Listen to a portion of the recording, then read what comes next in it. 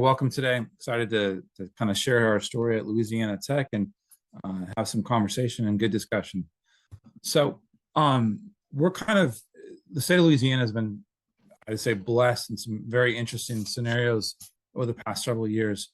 The state of Louisiana has actually developed a program, a cybersecurity program that has been, I would say, some of the best in the country as far as allocating money. So they put aside, the Board of Regents has put aside $7.5 million to go ahead and basically set up a SOC and a security operations center that monitors the 29 public and private institutions in the state, which again, pretty much unprecedented. Most states don't have that kind of level of investment.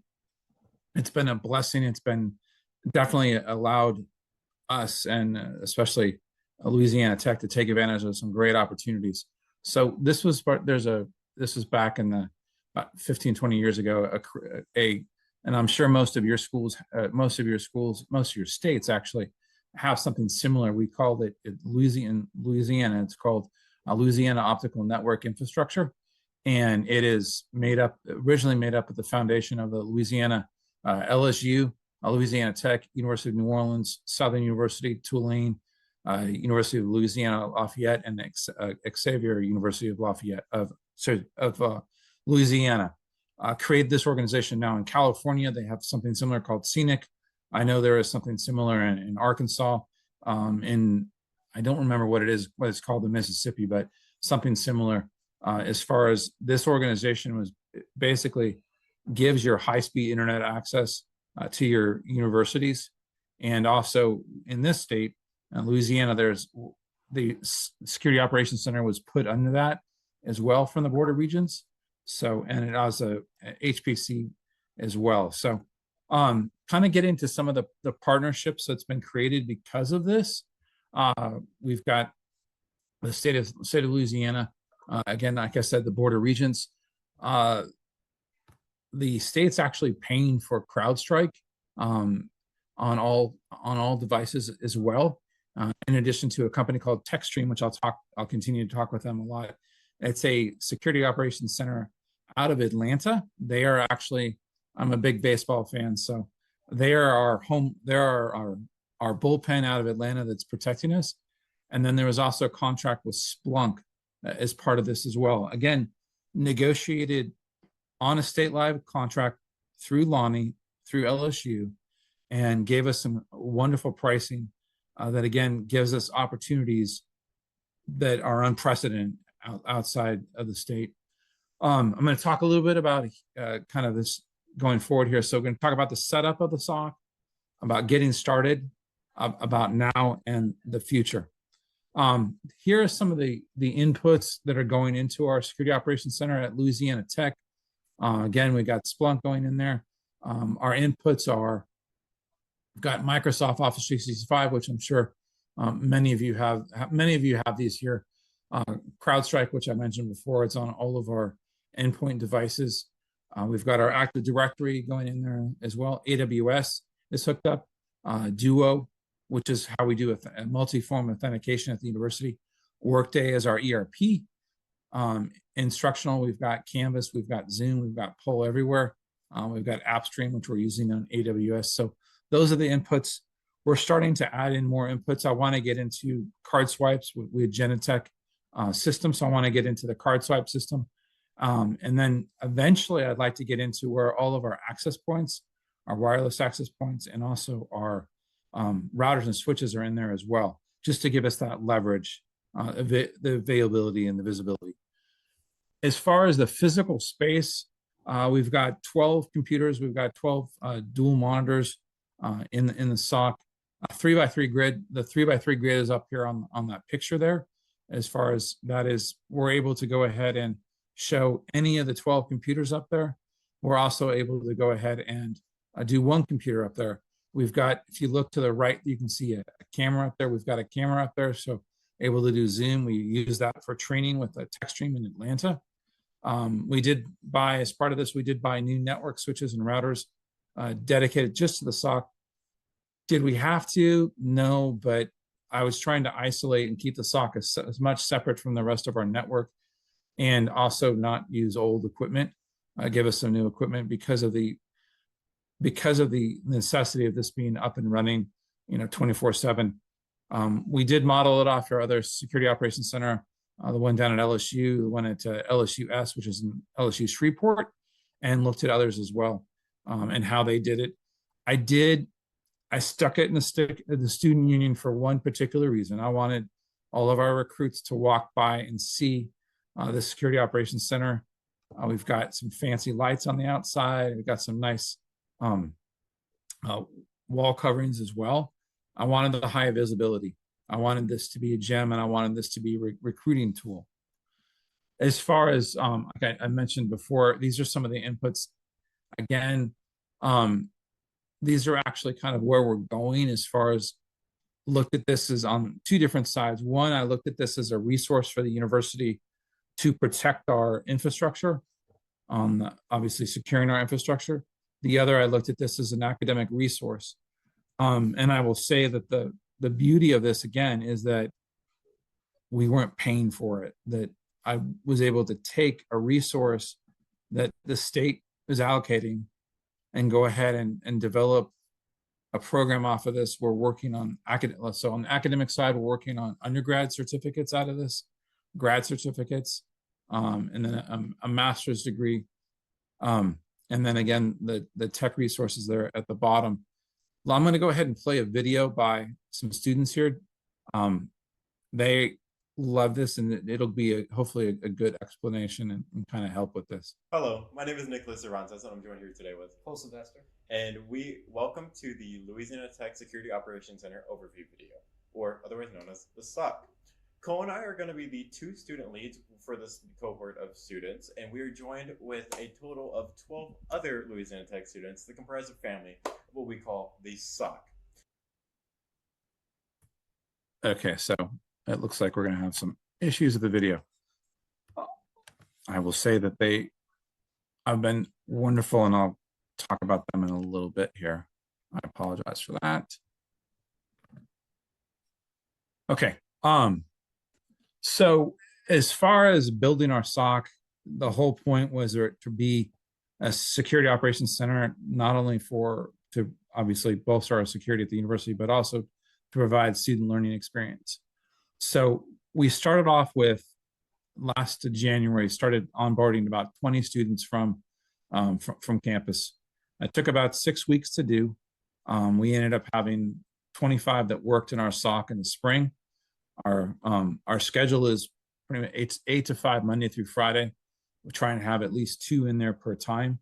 I will also say that the nice thing about that, the Board of Regents money actually paid for student workers to be in there from 8 to 5, from 8 to 5 Monday through Friday, which was, again, I mean, just such a blessing to be able to have the money, to have this dream, but to have the money to be able to actually accomplish it and do it.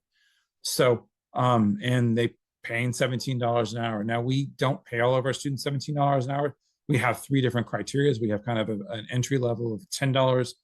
We have I believe it's $10. We have another, it's about $15 going up to some of our leads, like the 2 gentlemen you saw in the video there, being close to $17 an hour. And that's been good. They're getting good paid. As far as, I sent out an email a couple weeks ago to our College of Engineering and Science students and to our College of Business students. Ended up getting, and I kid you not, I got 75 responses in the first 2 hours. I've now had 124 responses, which you'll understand that when you send an email out to anybody, it's difficult to get responses, but and you can see that these people, that wasn't just a question of just, it wasn't a question of just, filling out your name and saying you're interested. The questionnaire, the survey actually asked for what kind of certifications you have. They actually had to write why they wanted to be part of the SOC. They had to share on some of their IT experiences. Again, talking about what certifications they have or what they don't have. One of the questions was also as far as federal work aid money, student work aid money, whether they worked on campus or not, availability for weekends during the day and during the weekends. I'm blown away by the response. And I did this as of last night. So 124 students have replied. I will say I did pick the two colleges that are going to have these kind of students. As far as the onboarding, they will have to go through and fill out a questionnaire as far as kind of a logic test they'll have to do. And then we'll take them through our Maj, who is our director of the SOC, he is a cybersecurity professor. He's taken part of a midterm and part of a final for them to go ahead and do it. As far as long term, I would love to have students that are not just in computer science and CIS. I would love to have a broader group, but for us, and knowing that the certain ramifications and certain things that they have to have, I've kind of limited so that the students are at least, I'm fishing from the pool that's going to have those kind of expertise just to make things easier. That has been great. It's been allowed us, as far as with TechStream, there's certain criteria or certain classes they have to meet. We're able to go ahead and pick those classes, and being able to have those things to just make it much easier for us to get on board. As far as, like I said, I mentioned finding students, looking for our two colleges, College of Business and our College of Engineering and Sciences. I talked about accessing the talent. That is something that we're kind of weeding through. And I will say the 124 students, we'll be able to weed through those. We're kind of in a place that in the future, where our next quarter, we're actually going to offer a class, and that class is going to have a lot of the prereqs that students are going to need in order to be able to work in the SOC, which I think is going to be, first of all, I think it's going to be much easier. We've got some great tools at the university. We have a great relationship, obviously, with Splunk, with AWS, where our students can go ahead and get those certifications and take those classes before actually having to go through the SOC is going to be great. It's going to allow us to be able to start them pretty much into it. So with TechStream, they are actually they're being onboarded as TechStream employees. So again, that's the company I mentioned out of Atlanta. So as part of this, that's a 3-week onboarding process where they go through and practice, and that's with the video camera. They're actually participating with the SOC out of Atlanta and learning to do those things. It's another 3 weeks of reverse shadowing, where TechStream is watching them go ahead and take care of incidents at the university. So again, it's a 6 weeks process. We are doing some pretty cool things as far as we virtualize some of that training. As you all know, watching videos is much different than actually participating and actually doing hands-on things. So we've gamified that training where our students are actually able to, and I actually did it, I participated myself. You're actually able to go ahead and go through a virtual reality or virtual SOC using real data, obviously, that's been cleaned from Louisiana Tech, using these resources in a virtual environment, and able to go ahead and experience that. And there's a right answer, there's a wrong answer, but that's been wonderful. As far as, and Maj is over here in the picture right here. As far as the logistics, the structure, Maj is a part-time, he's a faculty member who has a release to help with this. So he is my director. I also have he's got the two leads, Garrett and Nicholas that talked in the video. So he's created some structure there, which I think is good. So our students can rise, or as they do well, they can go ahead and achieve and make another dollar or two. But when it comes to when they're able to go ahead and get out there and be able to be recruited and to talk and to go on job interviews, for them to be able to say that they led a team or that they did this or did that, that's, so not only did they work in a SOC, but they actually led a team of other student workers is great. Staffing levels, like I said before, we had 20 to 25. My goal is to probably have around 30. We are a quarter school, so our students graduate, 4 times a year. So I'd like to have that pool deep enough that when 4 or 5 students graduate, we don't have to start over from scratch. Obviously, with 124 students that are, potentially interested, that is good. But I'd like to have that. And as far as for the future, I'd like to be able to have it so that maybe not you've got 2 people that are monitoring the SOC, but maybe some are doing research, or maybe some are looking at logs from a while ago. So my comprehensive look at the SOC is not just a SOC, but not just monitoring that, but the education part. I'd like to be able to get into the research part of it as well. So leadership is not just with staff, but also with students.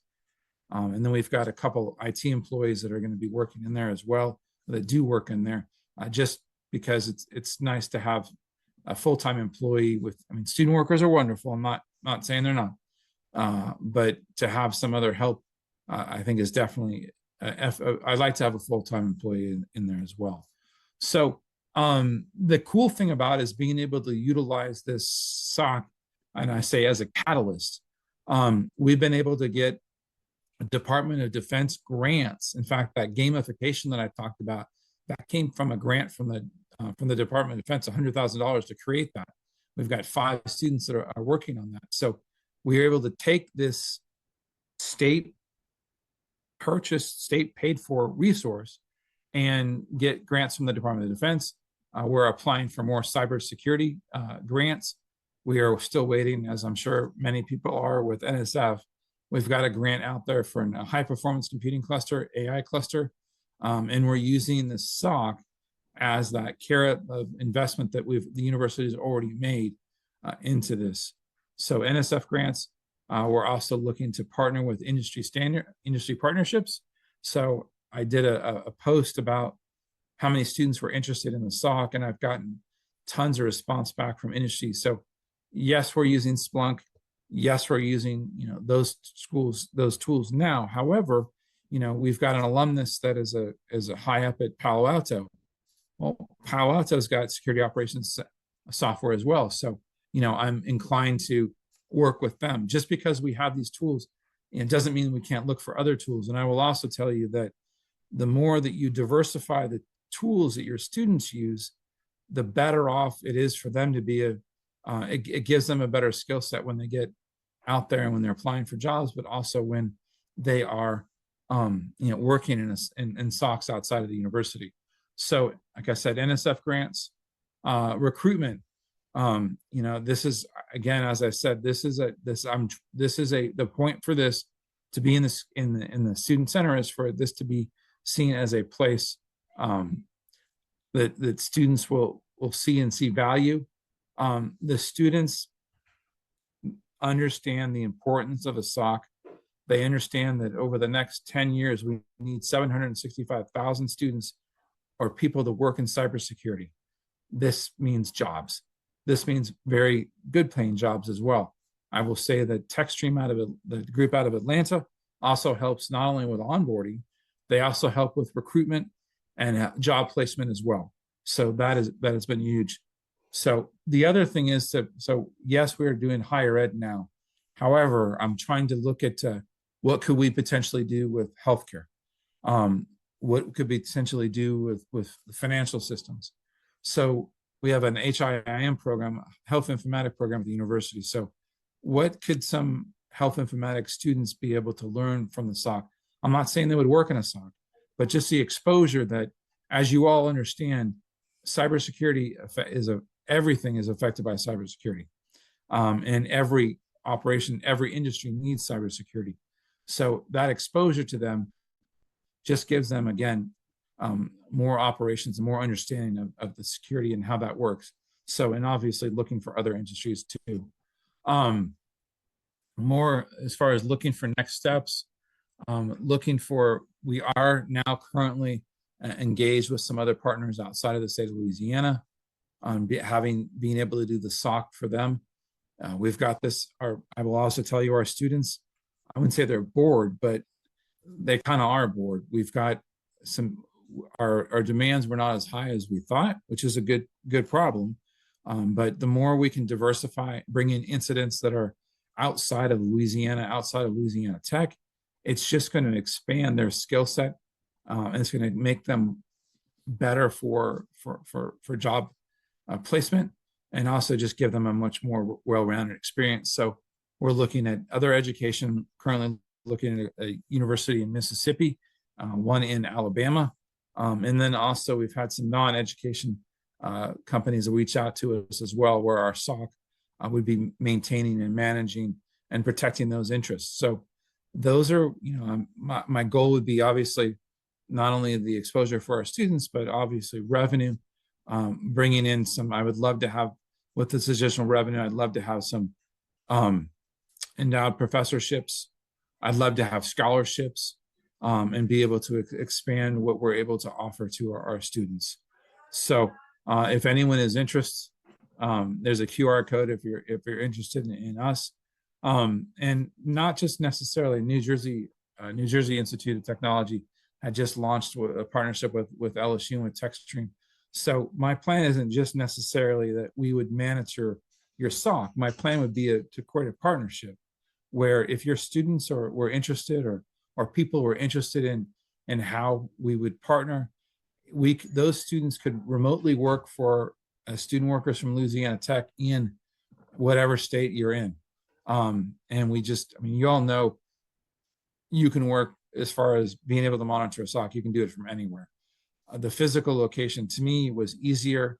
I needed that to be able to show, which I think is important, but you can monitor this stuff from anywhere. So those are, let's see here. Here's some key things that I'm trying to look at.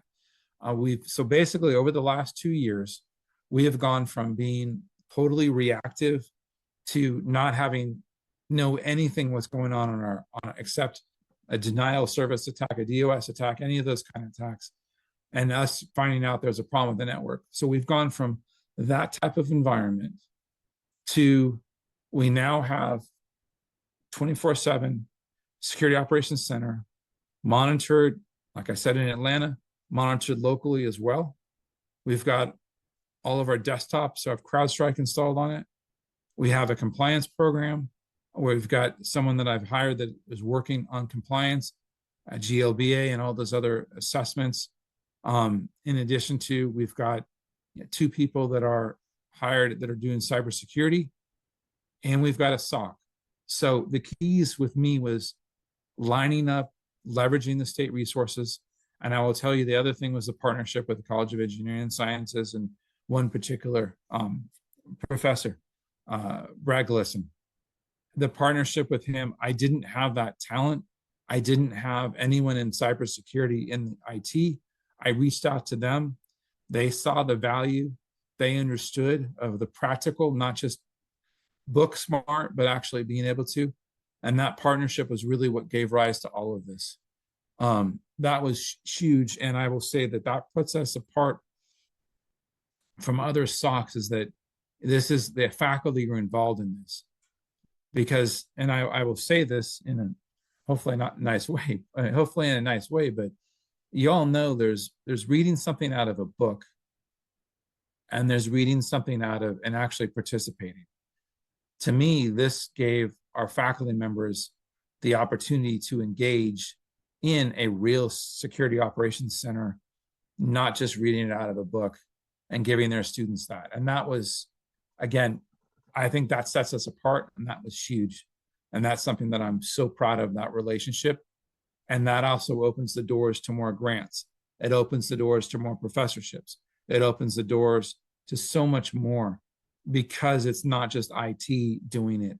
It is IT in partnership with our colleges and with our faculty members, which is going to open the door for more grants as well. So I appreciate, I'd love any questions, any feedback you might have. Happy to tell our story, happy to answer any questions, happy to engage with you all. It has been, I think, probably the best illustration, like I said, of partnership, and an illustration of IT working to create an environment where students are learning hands-on experience. And I've had a lot of it. So I think this has the best. This is probably one of the most proudest accomplishments in my 25 years in higher ed IT.